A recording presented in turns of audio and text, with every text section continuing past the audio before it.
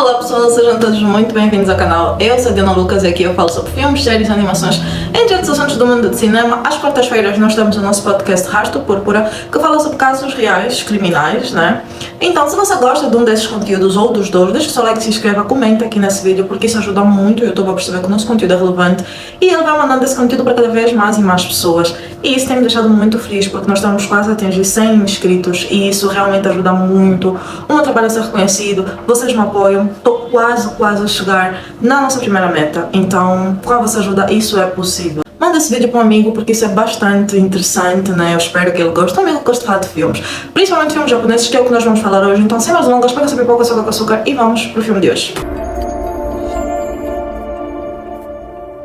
Agora nós vamos falar sobre um filme japonês de 2024, disponível na Netflix, dirigido então por Michihiko Fuji, e esse filme chama-se The Parades, ou então A Saudade que Fica, que é um filme que fala sobre uma mãe solo que após uma calamidade na sua cidade, ela então se vê num limbo entre a vida real, né, a vida física, e o seu estado de espírito emigrar então para o céu ou para o inferno. Porém, ela está à procura do seu filho para poder conversar com ele, fazer as pazes com ele, até o momento em que ela encontra-se com um grupo de pessoas que já está nesse limbo há vários e vários anos.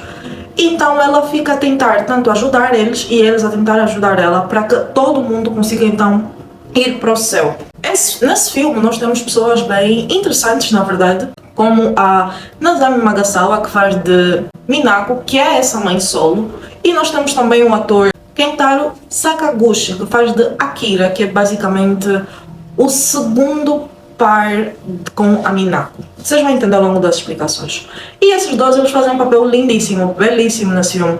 A Minako, ela consegue entregar carisma, ela entrega percepção, ela entrega muita coisa nesse filme. Esse filme tem a minha nota de 8. É um filme muito bom, muito belíssimo, apesar de ele ter certas coisas um pouco entreabertas, mas num contexto todo do filme, nós conseguimos perceber. Em um mundo onde relações com pais e filhos parece algo extremamente superficial, e o que é que nós faríamos caso acontecesse alguma coisa, seja com os nossos pais, seja com os nossos filhos, vai deixando isso tudo à superfície, à flor da pele. Se tu tens um irmão mais novo, um filho, ou um pai, um gatilho com entes queridos que morreram, esse filme não é para ti. Porque esse filme vai despertar muitos gatilhos, então é bom ter um pouco de cuidado ao assistir esse filme.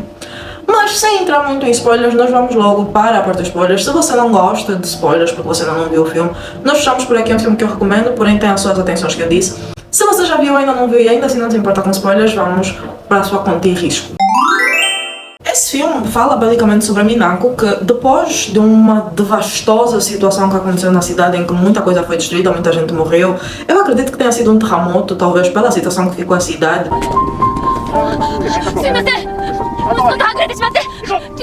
Ela acabou por ser mandada pelas ondas do mar para a terra, só que quando ela vai tentando interagir com as pessoas, ninguém consegue responder, nem sequer olha diretamente para ela. E ela então vai andando até a cidade mais próxima, até o ponto que ela encontra-se com Akira, que é um rapaz que está numa van, que ela vai desesperadamente perguntar: tu consegues me ver e tal? E ele diz: sim, sobe, vou te explicar o que está a acontecer.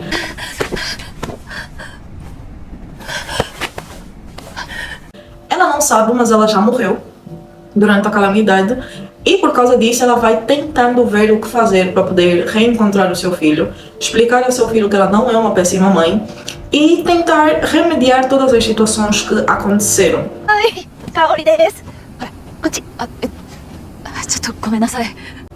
No meio disso ela vai conhecendo alguém da Akatsuko, acho que é assim que se diz, o clã.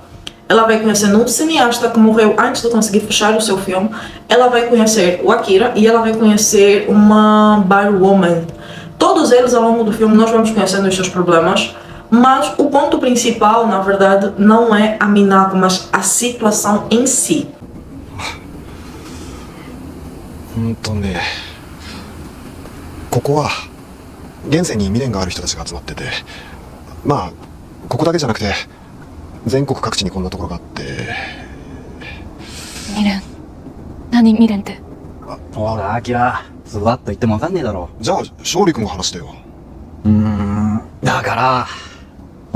A Minako é meio que como um gancho para conhecer a história de todo mundo. Ela é usada meio que para catapultar a história. E é isso que me incomoda um pouco, porque entendo que eles precisaram pegar em alguém para começar a história, mas faz muito parecer que a história gira toda em volta dela, quando na verdade não. E eu acho que é aí que eles falharam um pouco com o filme. O segundo ponto nesse filme é que, por exemplo, quando ela vai reencontrar o filho, graças àquele cineasta que está lá no bando dela, no grupo dela, ela acaba por conseguir interagir com o filho. 一緒に帰れるんだよね。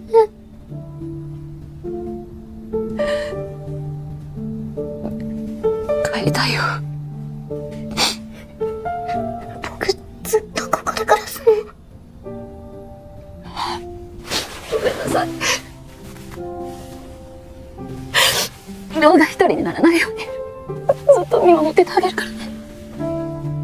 Tendo em conta que o filho dela está muito doente, está com febres muito altas, está a delirar, eles conseguem conversar, dia seguinte ele fica muito melhor do que o que ele estava na noite. Porém, ninguém mais consegue fazer uma coisa dessas com o resto da família. Então fica uma questão de, será que a pessoa precisa estar extremamente doente para conseguir ver o seu ente querido? Ou será que é por ela ser a personagem principal? Porque muita coisa não vai fazendo sentido se nós formos prestando bem atenção nesse filme. Seguindo a história, ela também acaba por conhecer uma rapariga que tentou suicídio e, como eu disse, todo mundo que interage com a Minako meio que tem os seus problemas posteriormente resolvidos, porque essa rapariga vai para a escola em que ela suicidou-se, ela tenta abraçar a amiga que ela deixou para trás. Isso faz muito lembrar um filme que já falei aqui no canal, que é Better Days, ou Dias Melhores, vou deixar aqui linkado, que fala sobre uma aluna, né, que ela sofria muito bullying, então ela decidiu se suicidar e as coisas não correram muito bem.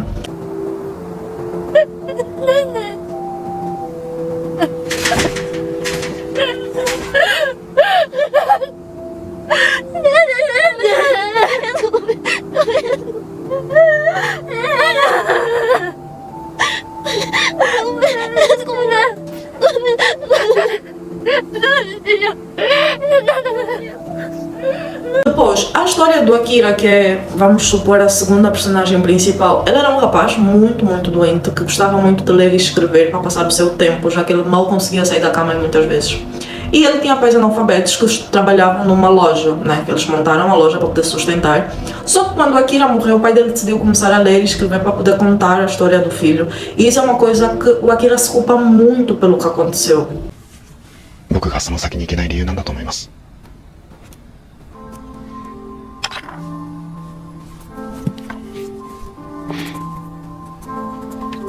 ろくに小説も読んだことない父親が何年もかけて小説を書いてるんです。僕の話を。もし僕が生きていたら。A Barwoman, ela basicamente tinha 4 ou 5 filhos e ela morreu de doença, porém ela não conseguiu avançar para o reino dos céus porque ela não conseguiu se livrar daquela responsabilidade materna. Ela não conseguiu aceitar que os filhos agora têm que ser livres para viver a sua vida sem precisar dela. 意外と緩いわよね、この世界。僕もそう思います。長いこと一緒に生活できた。これで悔いはない。ずっと子供たち見てたけどさ、たくましいね。最初から。 O cineasta, ele estava a fazer um filme que era basicamente uma forma de pedir desculpa ao amor da sua vida por causa de uma situação que ele viveu quando ele era muito jovem, ter fugido de uma manifestação. E pronto, ele consegue terminar o filme com a ajuda de todo mundo lá, desse clãzinho que eles vão formando.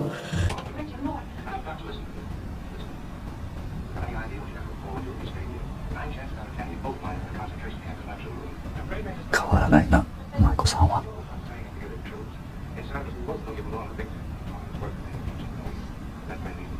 マイクはずっとお前のことを応援してたよ。でも、マイコさんはお前を選んだんだろ。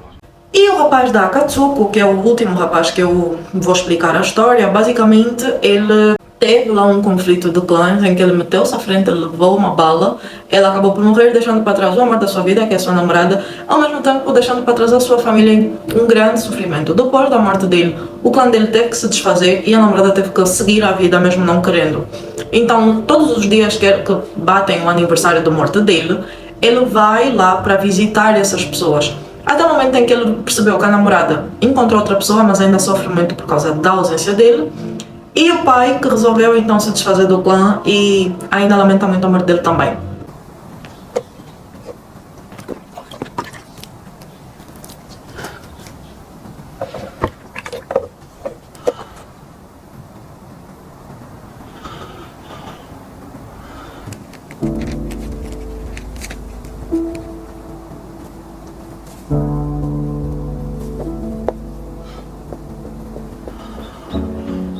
Esse filme me pega em partes emocionais, que é o que me fez gostar muito do filme.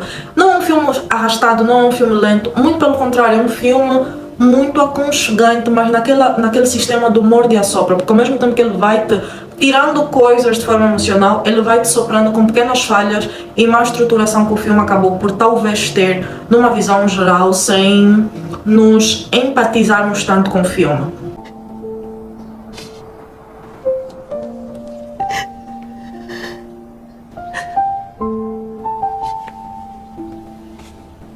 Como, por exemplo, por que eles precisavam ser cadáveres, né? Precisavam ser pessoas mortas e não pessoas vivas? Não trocar os papéis, talvez fizesse um pouco mais de sentido, já que por que eles precisavam, já que eles estão mortos, por que eles precisavam beber, fumar, entre outras coisas que eles vão fazendo ao longo, é que não faz muito sentido, porque por mais que eles bebam, eles nunca ficam propriamente bêbados ou alcoolizados.